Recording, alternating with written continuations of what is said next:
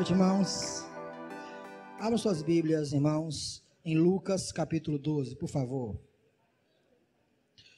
Lucas capítulo 12, versículo 13, diz assim: Alguém da multidão lhe disse: Mestre, dize a meu irmão que divida a herança comigo. Respondeu Jesus: Homem, quem me designou juiz ou árbitro entre vocês? Então lhes disse: Cuidado, fiquem de sobreaviso contra todo tipo de ganância. A vida de um homem não consiste na quantidade dos seus bens. Então lhe contou esta parábola.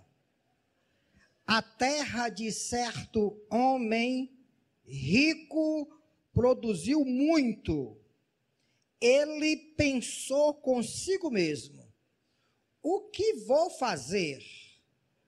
Não tenho onde armazenar minha colheita. Então disse: já sei o que vou fazer. Vou derrubar os meus celeiros e construir outros maiores. E ali guardarei toda a minha safra e todos os meus bens. E direi a mim mesmo: você tem grande quantidade de bens armazenado para muitos anos. Descanse, coma, beba e alegre-se. Contudo, Deus lhe disse: insensato, esta mesma noite a sua vida lhe será exigida. Então, quem ficará com o que você preparou? Assim acontece com quem guarda para si riquezas, mas não é rico para com Deus. Meus queridos irmãos, a riqueza sempre foi um desejo, se não de todas as pessoas, mas pelo menos de uma porcentagem muito grande. E não é que as riquezas em si tenham algum problema, absolutamente nenhum problema. Inclusive Paulo vai dizer em Timóteo que é o amor ao dinheiro que é a raiz de todos os males. Há no mundo fórmulas e fórmulas que indicam os caminhos para que as pessoas obtenham riqueza. E se você for em uma livraria, lá você vai encontrar prateleiras e mais prateleiras, seção e mais seção de livros mostrando passo a passo como você pode adquirir 1 milhão em um ano. Já viram isso? É só o que tem na internet. O fato é que outra forma de alguém ser rico está nesse texto aqui. É ser herdeiro de uma grande fortuna. Imagina que você tem um pai que passou a vida toda fechando a torneira,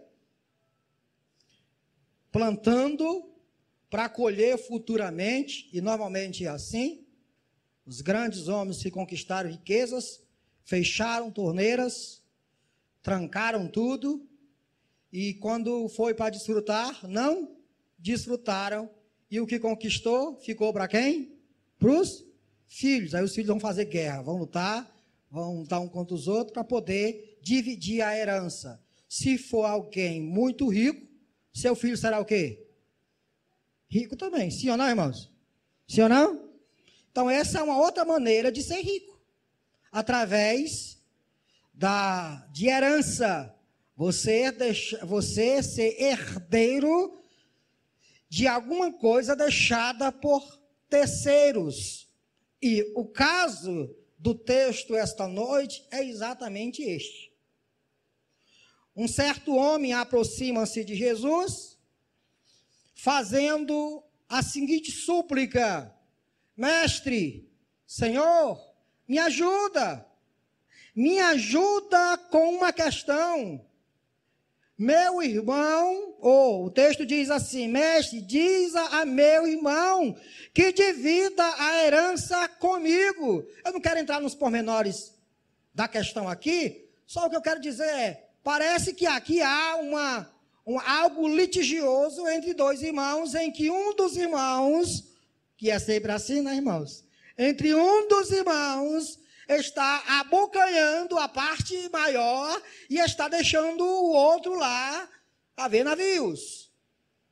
Talvez seja isso, talvez não. O fato é que esse rapaz chega para Jesus com esse seguinte pedido. Mas vejam que Jesus está pouco preocupado com isso. Jesus está pouco preocupado com esse tipo de questão, com esse tipo de riqueza. Ser rico, segundo o mundo, tem as suas fórmulas, tem os seus mecanismos, tem os seus caminhos, que você pode seguir e conquistar, mas nada disso vale diante de Deus. Essa é a realidade do texto em questão. Jesus está muito mais preocupado com outro tipo de riqueza, com outro tipo de herança. E Jesus, no versículo 21, vai dizer assim: assim acontece com quem guarda para si riquezas, mas não é rico para com Deus. Então preste atenção, irmãos. Existem então dois tipos de riquezas: uma riqueza segundo o mundo e uma riqueza segundo Deus. Jesus faz essa divisão aqui. Esse homem dessa questão, dessa parábola, era alguém riquíssimo, mas em contrapartida não era rico segundo Deus. Por isso Jesus vai contando essa parábolazinha aqui. E a pregação desta noite tenciona a mostrar para vocês, a responder a vocês a seguinte pergunta: como o homem pode tornar-se rico segundo Deus? Rico segundo o mundo eu já sei. Eu só tenho preguiça de botar o meu pé na estrada e então traçar esse caminho.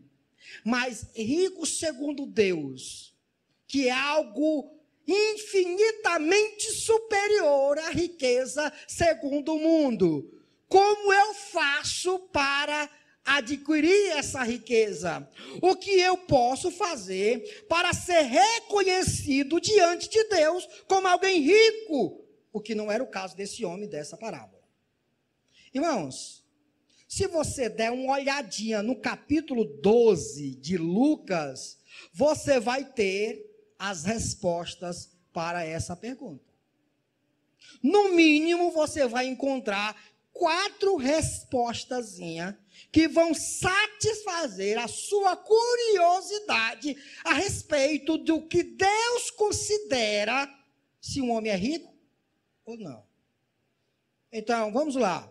Como um homem pode tornar-se rico segundo Deus? Primeiro, vivendo sem hipocrisia. Olha o que aqui diz o versículo 1 ao 3, do capítulo 12. Nesse meio tempo, tendo se juntado uma multidão de milhares de pessoas, ao ponto de se atropelarem umas às outras, Jesus começou a falar primeiramente aos seus discípulos, dizendo: olha, tenham cuidado com o fermento dos fariseus, que é a hipocrisia. Não há nada escondido que não venha a ser descoberto, ou oculto que não venha a ser conhecido. O que vocês disserem nas trevas será ouvido à luz do dia, E o que vocês sussurrarem aos ouvidos dentro de casa será proclamado nos telhados. Qual é o tema desses 3 versículos aqui? O que Jesus está ensinando aos seus discípulos? Hipocrisia, meus irmãos, é um ator que desempenha um papel. Na verdade, aquele autor está encarnando o papel de um personagem.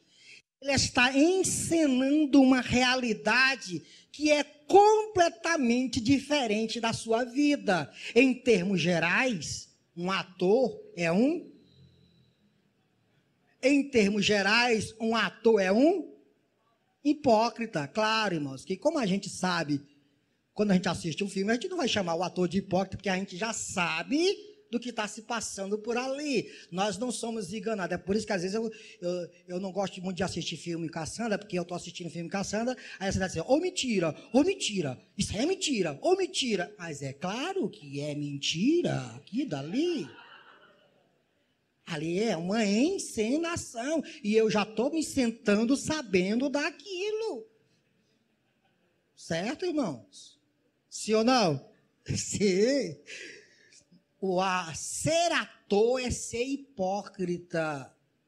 E, claro, na questão da profissão em si não tem nada a ver. A questão é quando isso é trazido para dentro da realidade cristã. Jesus está censurando, escute, por favor, Jesus está censurando a vida vivida pelos fariseus, que era uma vida em um palco, diante das pessoas. Os fariseus apresentavam uma coisa, mas nas escondidas eles eram outra. Lá no coração eles guardavam pecados que, se fosse dito à luz do dia, seria algo absurdamente terrível. Então Jesus está dizendo, prestem atenção no que é ser rico segundo Deus. E por que eu estou dizendo isso? Porque o texto do versículo 13 está ligado ao texto anterior, do versículo 12 e atrás. E o texto do versículo 13, que é o texto da pregação, está ligado ao versículo 22 e assim por diante. Então, tudo isso faz parte de um mesmo texto. Versículo 1 até o versículo de número 59 do capítulo 12 de Lucas. De que Jesus está falando então? Jesus está ensinando como alguém pode ser reconhecido como rico diante de Deus. Primeiro, não vivendo uma vida de hipocrisia. Não encenando algo que não existe. Sendo mero religioso, apresentando uma realidade que não existe na prática. Na prática. E o pecado da hipocrisia, meus irmãos, é algo absurdamente natural, escute aqui, natural dentro das igrejas. É dentro das igrejas que as pessoas costumam vestir uma capa para apresentar-se diante de outras pessoas como alguém que tem o mesmo Deus, segue a mesma fé, professa o nome do mesmo Cristo. Mas na vida diária isso não é uma realidade. No trato com as coisas da vida, isto não é uma realidade. O que é ser hipócrita? É simples, meu irmão. É chegar aqui, se preparar no domingo para vir para o culto, levantar-se, E você começa a encenar. Você começa a cantar. Você canta que parece um rouxinol. Aí você passa a semana todinha sem cantar. Você está me entendendo o que eu quero dizer, irmão? Você não tem o hábito de todos os dias elogiar a majestade de seu Deus, engrandecê-lo pela pessoa de quem ele é, encher o seu coração das verdades eternas, trazendo brilho aos seus olhos, e então o coração cheio dessas verdades, a boca fala do que o coração está cheio, e então você passa a semana o enaltecendo, o elogiando.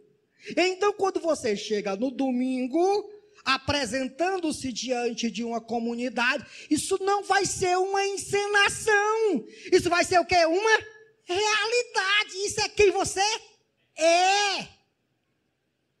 Não é uma falsidade, não é uma encenação, é quem você é. Você não está encenando nada, você não está encenando nada, absolutamente nada. Quando Deus olha para esse tipo de atitude, de uma pessoa ser quem é em todos os lugares, ser a mesma pessoa em todos os lugares, entrando ou saindo, nas costas ou na frente, seja onde for, com quem que for, a atitude dessa pessoa é sempre uma atitude reta, é sempre uma atitude verdadeira para Deus. Isso é ser rico. Precisa ser rico. Irmãos, não adianta o homem esconder o que um dia irá ser revelado. Ser hipócrita, irmãos, é uma insensatez. Por que você acha que a gente esconde as coisas de Deus? O hipócrita, ele esconde as coisas diante das outras pessoas, mas não consegue esconder diante de Deus. E os textos das Sagradas Escrituras diz que, posteriormente, todas essas obras, elas serão reveladas. Elas serão trazidas à tona. O que foi feito às escuras será revelado. E então, todos conhecerão quem você de fato é.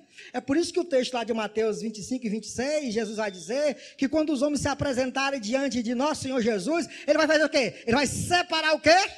Os bodes das ovelhas. Fazer a distinção. E aí será um momento muito complicado para quem viveu uma vida de aparência, de religiosidade, mas não tem riquezas nenhuma em seu coração. É como esse cara do texto, está muito mais preocupado com as riquezas da vida, com o ser apresentado diante das pessoas, com o ter riquezas nesta vida diante das pessoas, do que a sua posição diante de Deus. E diante de Deus o metal não vale absolutamente nada. Diante de Deus o real, o dólar, o euro não vale absolutamente de nada. Diante de Deus o que vale é um coração puro, reto e quebrantado, e uma vida vivida sem hipocrisia. O que você é na igreja, você é na sua casa. Como você trata a sua esposa na igreja, você trata ela na sua casa. É simples, mas isso é tão simples, irmão. Eu não preciso nem desenhar aqui. O jeito de você tratar a sua esposa, quando você está junto com a sua esposa, na frente das pessoas, você trata ela do mesmo jeito quando as pessoas não estão na sua frente? Bom, responda você. Se você só espera as pessoas virar as costas assim, para você chamar a sua esposa de diabo e de não sei mais o que mais, você é hipócrita. Você é hipócrita e você pode ter milhões de dinheiro guardado na sua conta. Mas diante de Deus você é pobre, pobre, pobre.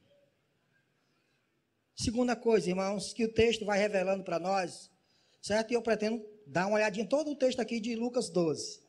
Qual é a segunda coisa? Qual é a segunda coisa? Então, assim, antes da gente ir para a segunda, eu espero que você, ao ouvir isso, você se toque, certo? Se você é alguém que olha para o seu coração e diz, não, Senhor, graças a Deus, o Senhor tem me livrado desse tipo de coisa, e o Senhor tem me guardado, eu tenho caminhado na expressão de adorar o Senhor em espírito e em verdade, em todo e em qualquer lugar, viver a minha vida cristã, sadia em todo e em qualquer lugar. Deus abençoe você, irmão. Você é riquíssimo, viu? Você pode morar numa casa que os telhados estão tudo caindo, o reboco está tudo caindo, mas você é rico, rico, rico. Você não sabe a riqueza que você tem.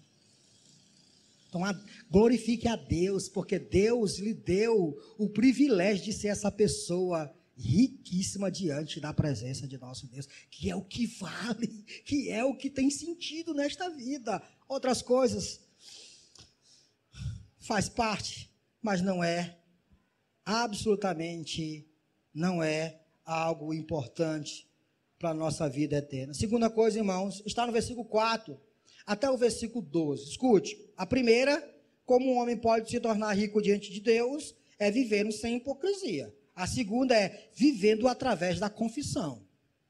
Olha só o que diz o versículo 4. Eu lhes digo, meus amigos, não tenham medo dos que matam o corpo e depois nada podem fazer, mas eu lhes mostrarei a quem vocês devem temer. Temam aquele que depois de matar o corpo tem poder para lançar no inferno. Sim, eu lhes digo, esse vocês devem temer. Não se vendem 5 pardais por 2 moedinhas? Contudo, nenhum deles é esquecido por Deus. Até os cabelos da cabeça de vocês estão todos contados. Não tenham medo, vocês valem mais do que muitos pardais. Eu lhes digo que quem me confessar diante dos homens, também o Filho do Homem o confessará diante dos anjos de Deus. Mas aquele que me negar diante dos homens, será negado diante dos anjos de Deus. Todo aquele que disser uma palavra contra o Filho do Homem será perdoado, mas quem blasfemar contra o Espírito Santo não será perdoado. 11. Quando vocês forem levados às sinagogas e diante dos governantes e das autoridades, não se preocupem com a forma pela qual se defenderão, ou com o que dirão, pois naquela hora o Espírito Santo lhes ensinará o que vocês deverão dizer. Qual é o tema central desse parágrafo? Confissão. O texto está mostrando o que é a confissão do nome de Jesus diante das pessoas. E o texto está dizendo, irmãos, que essa confissão a respeito do nome de Jesus diante das pessoas vai trazer consequências. E eu quero dizer a você, desde já, que confessar a Cristo não é um mero balbuciar de palavras. Quando alguém vem na frente após uma exposição da palavra, ouviu a palavra, aí foi tocado no coração, levantou a mão, veio para frente e disse, eu quero aceitar Jesus. A gente todo diz, ele confessou Jesus. Será? Será? Porque o confessar o nome de Jesus não é um mero balbuciar de palavras. Não é isso, irmão. Confessar a Cristo é encarnar a pessoa de Cristo e as suas verdades como fator vital da sua vida. É tornar-se um Cristo. Escute isso. Confessar o nome de Cristo é tornar-se um Cristo. O que é Cristo? É ungido. Tornar-se Cristo é tornar-se ungido, é ser um pequeno Cristo diante do mundo. Quando os homens viam Cristo, viam quem ele era. Quando os homens olhavam para Cristo, enxergavam o que Cristo era. Confessar o nome de Cristo é vivenciar de tal forma as verdades a respeito de Cristo, de tal forma que quando os homens olharem para nós, verão quem? Verão quem, irmão? Cristo. É simples, isso é confessar Cristo. Onde quer que você chegue, você carrega Cristo, o nome de Cristo. Cristo está, assim, ó, José Giriardi Cristo Jesus. O nome está atrelado a você. Isso é confessar o nome de Cristo, isso é vivenciar a confissão da verdade do nome de Cristo. Não é um balbuciar de palavras. E aí eu pergunto a você e a todos nós, onde quer que você chega, as pessoas veem Cristo em você? Elas olham para você e veem Cristo em você? No seu andar, no seu proceder, no seu negociar, no seu falar, no seu olhar, elas olham para você e veem Cristo. Sua esposa olha para você e vê Cristo. Seus filhos olham para você e dizem assim, rapaz, cara, eu nunca vi Cristo na minha vida, eu nunca vi Jesus. Tem uma coisa, eu queria tanto ver Jesus, eu queria tanto ver Jesus. Aí eu pergunto, mas por que você queria ver Jesus? Porque meu pai é parecido com Jesus. E eu gosto tanto de quem meu pai é, e se meu pai é parecido com Jesus, eu queria ver Jesus, eu queria abraçar Jesus. Você está vendo isso aqui, irmão? O que é confissão? Encarnar as verdades de quem Cristo é na sua pessoa, no seu ser, carregar Cristo no seu ser. É como os sacerdotes que carregavam nos seus ombros o quê? A arca. Onde quer que a arca, onde é que o sacerdote fosse, eles carregavam a arca. Onde quer que você vai, você carrega quem, irmão? Cristo. Foi isso que Paulo disse, já não vivo mais eu, mas Cristo vive em mim. E o viver que agora vivo na carne, vivo na fé do Filho de Deus que me amou e se entregou por mim. Ser rico é isso, irmãos. Você não precisa fazer uma faculdade para ser rico. Você não precisa guardar dinheiro para ser rico. Segundo Deus? Não. Você pode ganhar um salário mínimo. Você pode viver à base de Bolsa Família. Oh, meu Deus, eu sou o mais pobre da igreja. Quem sabe você aqui é o mais rico da igreja. Porque você vive uma vida de integridade. Carregando sempre o morrer de Cristo na sua vida e o viver de Cristo na sua vida. De tal forma que quando os homens olham para você, glorificam ao Pai de vocês que está nos céus. Meus irmãos, nós precisamos vivenciar isso, irmãos. Isso aqui é confessar Jesus. Por que isso aqui é importante? Simples, irmãos, simples. Porque somente aqueles que tiveram coragem de encarnar e assumir seu compromisso com Cristo na terra perante as pessoas, somente esses é que terão seus nomes aprovados no céu. Escute, irmãos. O que Jesus diz? Aquele que confessar o meu nome, e confessar, vocês já entenderam o que é, diante dos homens, eu também o confessarei diante de meu Pai que está nos céus.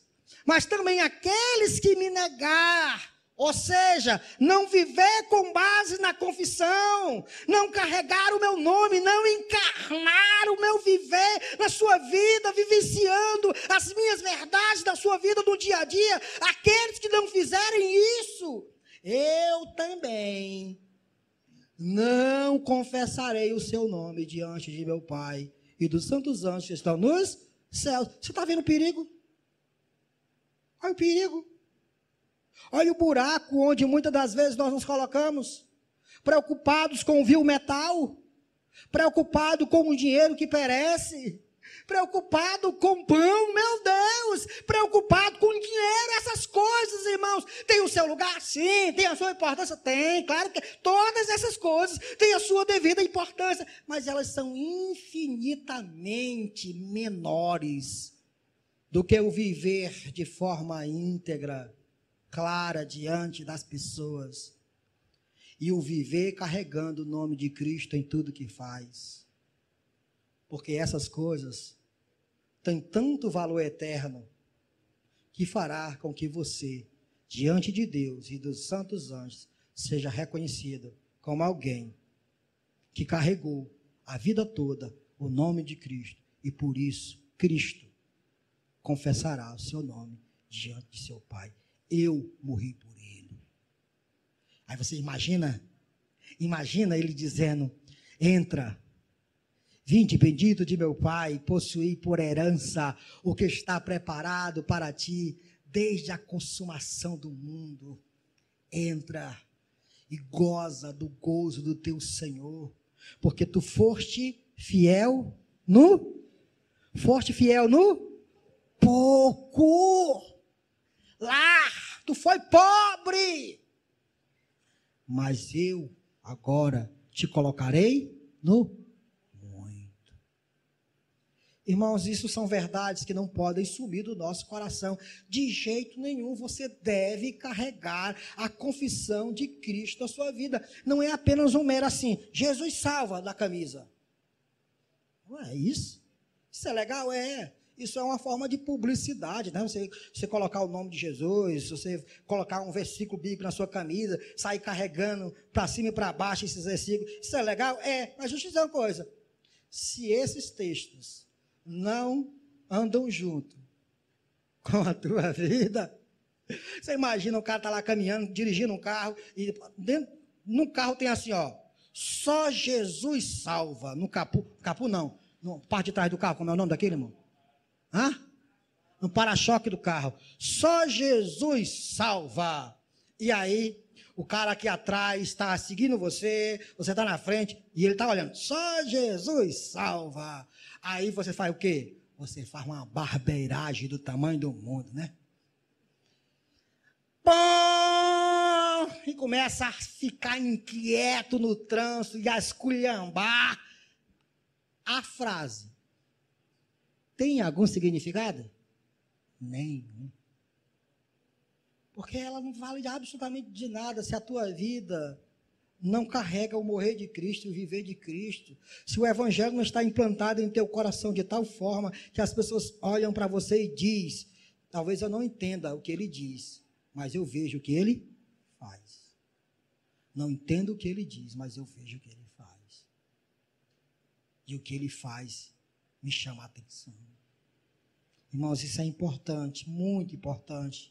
Muito importante. Saia daqui esta noite preocupado em encarnar na sua vida o nome de Cristo. Encarnar. Pense que você tem uma tatuagem assim, invisível. Não invisível não, uma tatuagem bem visível. Jesus aqui, e na sua testa, Jesus. E não tem como esconder, aonde quer que você vá, está aqui, Jesus. Então na hora de falar, lembra, Jesus. Na hora de conversar, Jesus. Na hora de dirigir, Jesus. Tudo está atrelado à confissão de você carregando Jesus na sua vida. Amém, irmãos? Isso é ser rico.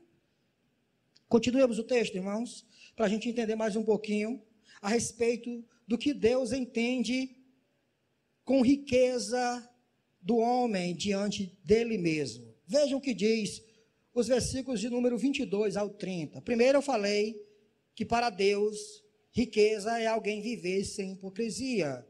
Riqueza é alguém viver encarnando em sua vida a confissão do nome de Jesus. Riqueza é alguém vivendo na dependência de Deus. Olha o que diz os versículos 22 ao 30, irmãos. Dirigindo-se Jesus, lembra que nós estamos dentro do mesmo texto, dentro da mesma expressão aqui, atrelada por Lucas. Então, está tudo ligado aqui, irmãos. 22. Dirigindo-se aos seus discípulos, Jesus acrescentou aquilo que ele já tinha dado, a informação. Que informação? Assim acontece com quem guarda para si riquezas, mas não é rico para Deus. Então, Jesus acrescentou. Acrescentou o quê? Dizendo a seguinte informação. Portanto, eu lhes digo, não se preocupe com a sua própria vida, quanto ao que comer, nem com o seu próprio corpo, quanto ao que vestir. A vida é mais importante do que a comida, e o corpo mais importante do que as roupas. Observem os corvos, eles não semeiam, nem colhem, eles não têm armazém, nem celeiros. Lembra do cara lá? Eu sei o que eu vou fazer. Vou derrubar os meus celeiros, construir maiores, armazenar mais. Agora Jesus está comparando o rico com os corvos. Os corvos não semeiam, não colhem, não armazenam. E o que acontece com eles, irmãos? O que acontece com eles? Contudo, Deus os... Eu não ouvi, irmãos. Deus os alimenta. Continua o texto. E vocês têm muito mais valor do que as aves. Quem de vocês, por mais que se preocupe, pode acrescentar uma hora que seja a sua vida? Visto que vocês não podem sequer fazer uma coisa tão pequena que acrescentar 1 centímetro à sua vida, então por que se preocupar com o restante? Se a vida é mais importante do que comida, bebida e vestimenta, e você não pode acrescentar 1 minuto, 1 segundo à sua vida, então, por que você vai se preocupar com comida, bebida e vestimenta?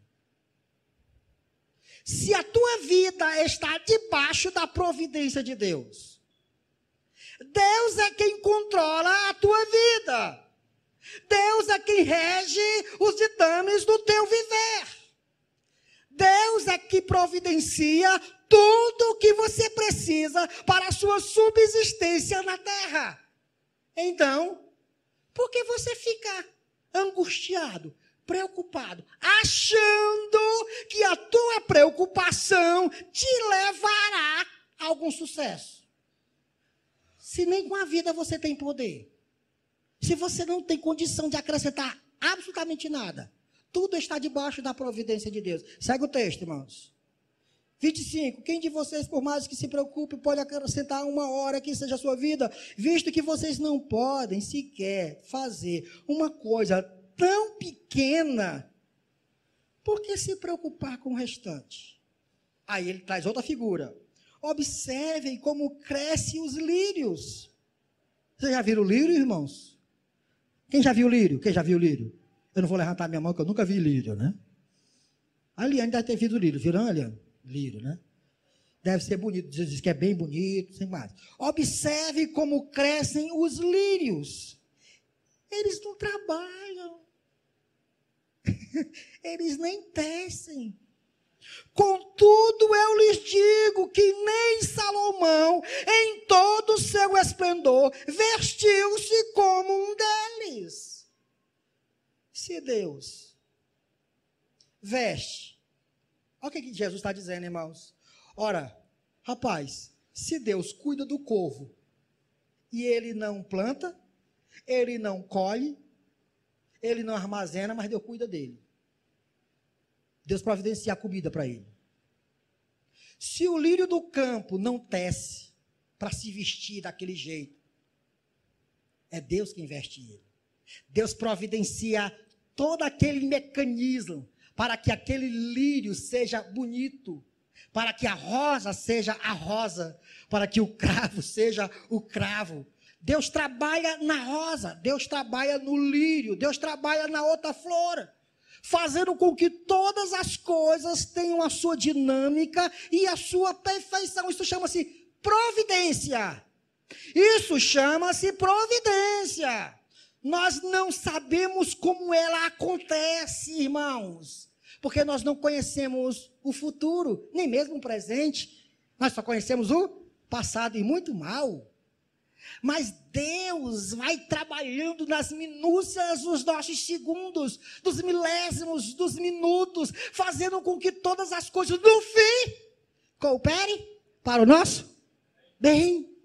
Ah, meu Deus do céu, que notícia maravilhosa! Que notícia grandiosa e consoladora eu saber que eu não preciso ficar preocupado com os negócios desta vida, que eu tenho que viver dia após dia debaixo da dependência do Pai, como uma criança que fica esperando a alimentação vindo do Pai. É isso que Jesus está ensinando. Alguém rico é alguém que entendeu isso. É alguém que não fica... O que vai acontecer hoje? Isso é doido, maluco. Vai dar um piripaque, vai morrer. Jesus deixa claro, irmãos, deixa absurdamente claro que alguém riquíssimo diante de Deus é como uma criança que sabe que não precisa se desesperar. O Pai sempre estará lá para dar gagal. Irmão, ouça isso, por favor. Você deve estar atribulado com as coisas desta vida. Você deve estar preocupado com coisas tão supérfluas, tão pequenas, tão efêmeras. Deus não te criou para isso, meu filho. Deus te criou para ser dependente dEle e fazer com que você entenda que dia após dia Ele cuida de você. Como diz uma música, se uma porta se fecha aqui, outra porta se abre, eu preciso aprender mais de Deus. Porque Ele é quem cuida.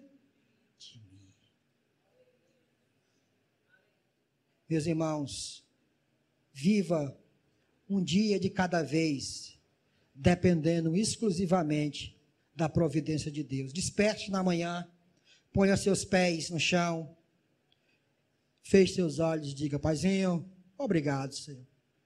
Obrigado, Paizinho, pelo dom do sono que o Senhor me deu.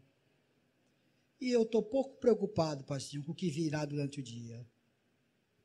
Porque o que virá durante o dia será tudo que o Senhor tem para mim. Seja sol, seja chuva, seja noite, seja dia, seja dor, seja alegria, seja saúde, seja doença, seja tudo. Mas tudo virá de ti. E o que vem de ti, eu recebo. Recebo. De coração alegre. E aí, como disse Jó, que dizia para a mulher: loucas é tu, mulher. Nós recebemos o bem de Deus e ficamos satisfeitos. E quando vem o mal, nós também não ficaríamos alegres. Deus me deu bem, mas Deus agora me deu o mal. O Senhor me deu, o Senhor tirou. Qual é a conclusão? Bendito seja o nome do Senhor. Irmão, vive na dependência de Deus. Isso é viver na dependência de Deus. Então, irmãs, por favor, as irmãs que estão aqui, né? Eu sei muito bem disso, né? Eu tenho uma mulher lá em casa. As irmãs, é que às vezes, quando chega lá no dia 2, no dia 3, as mulheres começam a ficar... E principalmente se ela sabe das contas que existem, né? Elas começam a ficar... cutucando um, cutucando o outro, aí a casa começa a ficar ouriçada, porque quando a mulher começa a ficar ouriçada, aí a casa começa a ficar bagunçada, irmão, estressada. O homem estressado, irmão, ele se alivia da noite pro dia, você já sabe, né? O homem estressado, ele se acaba o estresse no instante, ele vai ali, joga uma bolazinha, corre, volta para casa, tudo ok. A mulher vê que ele está estressado, ela chama: cá, meu benzinho, para me falar contigo. Aí ela, sabe o que eu estou dizendo, né? Ela fala com ele, acaba o estresse. Agora a mulher estressada, para acabar o estresse dela, meu Jesus, pode chamar os 70 apóstolos, que não dá jeito não, irmãos. Isso é complicado. Mas aprenda isso aqui, irmã. Chegue para o seu esposo. Chegue para o seu esposo. Se as contas estão chegando, se o parafuso está apertando, meu filho, Deus vai providenciar. Vai dar certo. Vamos dobrar o joelho? Vamos lá, meu filho, vamos dobrar o joelho, vamos orar, vamos falar com o nosso paizinho. Vamos falar com quem tem consolo para o nosso coração. Aí vocês dois dobram o joelho e começam a falar com o pai de vocês. Senhor, eu creio em ti. A nossa vida está nas tuas mãos. E começa a falar. Quando terminar a orar, vocês se levantam alegre, que a preocupação tudo foi embora. Vivam assim. Na total dependência do Pai, irmãos. Isso é ser rico. Ser rico é viver sem hipocrisia. Ser rico é viver através da confissão carregando o nome de Cristo. Ser rico é viver debaixo da providência de Deus em último estado. Ser rico é viver buscando o reino de Deus. Olha o que diz o versículo de número 35. Aliás, 31. Busquem, pois, o reino de Deus, e estas coisas lhes serão acrescentadas. Há sempre uma pergunta, todas as vezes que a gente fala para os outros: busque o reino, procure satisfazer as vontades do reino. Aí as perguntas é sempre: e o que é o reino? Me diga onde o reino está. O que é o reino? Bom, irmãos, em síntese, o texto vai nos dizer 3 coisas para explicar o que é o reino. Primeiro, o reino é estar pronto para servir. O reino é viver na expectativa da chegada do rei. E o reino é viver à luz da santidade do rei. Olha o que diz o versículo de número 35. Estejam prontos para servir. Busquem o reino. Ao invés de ficar buscando riquezas, busquem o reino. E o que é o reino? É estar sempre pronto a servir. Está sempre pronto a servir. Uma das marcas que caracterizam o cristão é o serviço, irmão. Não existe cristão que não serve, irmão. Todo cristão serve.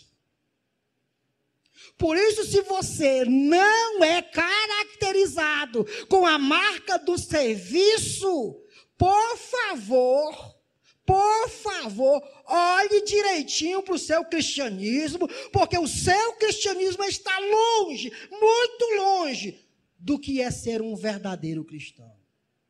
Porque o verdadeiro cristão está inserido dentro da família, para ele servir.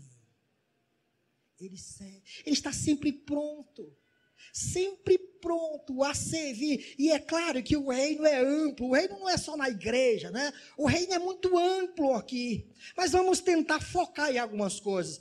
Dou glória a Deus pelas irmãs da igreja que servem umas às outras, que estão sempre dispostas a ajudar umas às outras, aos irmãos que estão dispostos a ajudar uns aos outros, aos irmãos que sempre quando recebem um recado sobre a ajuda de alguém, são os primeiros a se posicionarem e dizer: aqui estou eu, pastor, coloque meu nome, eu quero servir, eu quero doar, eu quero dar.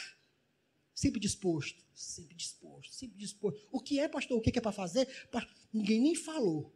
Não, pastor, eu vi algo para fazer. O que é para fazer? O que é? É limpar? Eu estou lá, eu quero servir. Irmãos, isso é viver no reino. Isso é ser rico. Viver em busca de satisfazer as vontades do rei no reino de Deus. Então, se você na igreja toca, canta, dirige algum departamento, dirige alguma oração, faz qualquer coisa na igreja, lava, serve os irmãos, traz bolachinha para as reuniões, as irmãs se reúnem, aí uma traz um leite, traz um café, traz isso, traz aquilo outro. Se alegre, irmã, se alegre. Você está servindo. Inserido no reino, buscando satisfazer as vontades do reino. Irmãos, uma coisa que nós precisamos cultivar no nosso coração é a ideia de sempre servir. Quero dar uma dica. Pastor, eu nem canto, não sei nem cantar, minha voz é rouca, eu não consigo cantar. Ô pastor, eu não sei tocar. Ô pastor, eu não tenho um dom para dirigir um departamento. Eu não tenho um dom para dirigir a oração. Ô pastor, eu não faço isso. Quer aqui uma indicação? Quer? Termina o culto, irmão. Tem velhinha aí dentro da igreja. Me desculpe as irmãs, chamar velhinha, tá bom, irmãs? Tem velhinha na igreja. Ah, pastor, eu não tenho um carro. Pega a mão da velhinha, bote ela aqui debaixo do seu braço. Irmã, hoje eu vou lhe deixar na sua casa. Como é o nome disso, irmão? Serviço. Ah, eu tenho um carro. Irmãzinha, eu posso lhe deixar na sua casa? Eu queria tanto lhe deixar na sua casa, irmã. Você acha que a irmã vai dizer, não, não quero não. Ela vai dizer isso, irmão? Ela está doida para você oferecer. Mas, os que têm, às vezes só querem para si. Por que não querem servir? Ajude os outros. Sirva o reino. Esteja pronto para servir. Como o texto diz, conserve acesa a sua candeia, esperando o rei chegar. A ideia dos judeus ficar com as candeias acesas à noite, nas caladas da madrugada, é porque eles estavam esperando algum visitante, alguém importante chegar, por isso eles não poderiam apagar as candeias. Então Jesus diz que a gente deve estar sempre pronto a servir e sempre com as nossas candeias acesas, porque nós estamos esperando alguém, irmão. Nós estamos esperando alguém. Nós não estamos esperando a política do Brasil dar certo. Nós não estamos esperando um entrar, um sair, depois um entrar, um sair. Não é isso que nós estamos esperando, irmão. Nós estamos esperando Jesus voltar. É disso que é riqueza.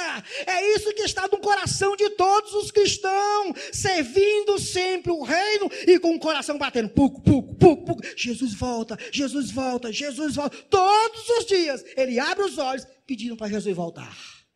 Ô Senhor, eu queria tanto estar contigo, mas enquanto o Senhor não vem, eu vou servir. Aí começa a servir. Termina a noite, ô Senhor, o Senhor não voltou. Oh Senhor, se tivesse voltado eu já estava no céu, ou dormir, mas tomara que tu venha na hora que eu estiver dormindo. Aí ele se acorda, oh Senhor, tu não voltou, Senhor, tu não voltou, mas eu vou servir. Aí começa a servir, quando termina, oh Senhor, terminou o dia, tu não voltou. Não, pastor, mas isso é doidice. É doidice de quem tem amor pelo rei. Você já foi apaixonado pela sua namorada? Os casados não, já tem, né? Namorado, fica suspirando, doido para ver a namorada, doido para passar os dias. Tu não está mais com isso não, vocês não estão mais com isso não, né? Acabou. Doido para passar os dias para chegar para ver a namorada. Você não sente isso por Jesus, não? Se não sente, tem alguma coisa errada no seu cristianismo que você deve analisar e mudar, porque ser rico é viver uma vida de retidão, sendo justo com todos, atrás e à frente, confessando e carregando o nome de Cristo em tudo o que ele faz, dependendo sempre da providência de Deus no seu dia a dia, e com o serviço atrelado ao seu coração, servindo ao A, a B, a X, a igreja, aos irmãos, servindo como marca da sua vida e com o coração palpitando, vem Jesus, vem Jesus, vem Jesus. Para esses, Deus olha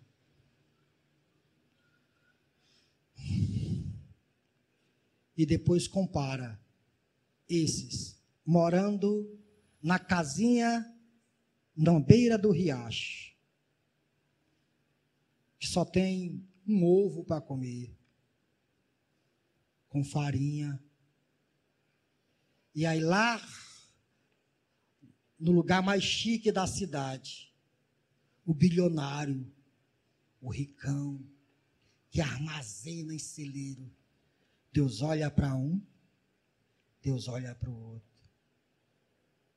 O rico, lá embaixo. O pobre, lá em cima.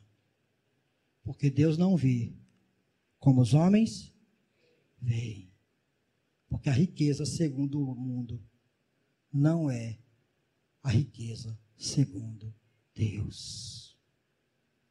Para os que armazenam riquezas segundo o mundo e não se atrelam para a riqueza segundo Deus, tem uma advertência. Louco você é. Hoje te pedirão a tua alma. E você armazenou tudo. Para quem vai ficar isso? Mas para aqueles que são ricos segundo Deus, já desfrutam das bem-aventuranças dessa riqueza, aqui e agora. E quando morrem, desfrutarão ainda mais. Então, irmão, você está preocupado em trocar seu carro? Que bom. Você tem dinheiro?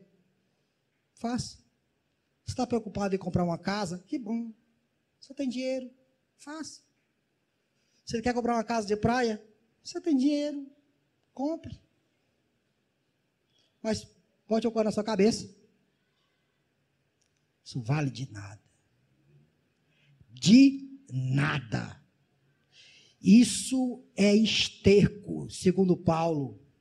Isso não serve de absolutamente nada diante de Deus. Quando você comparecer diante de Deus, todas essas coisas não servirão de nada. E aí será você e Deus, com as riquezas que você adquiriu no mundo. Você não vai poder comprar um advogado para poder ajudar você diante de Deus. Cuidado. Feche seus olhos.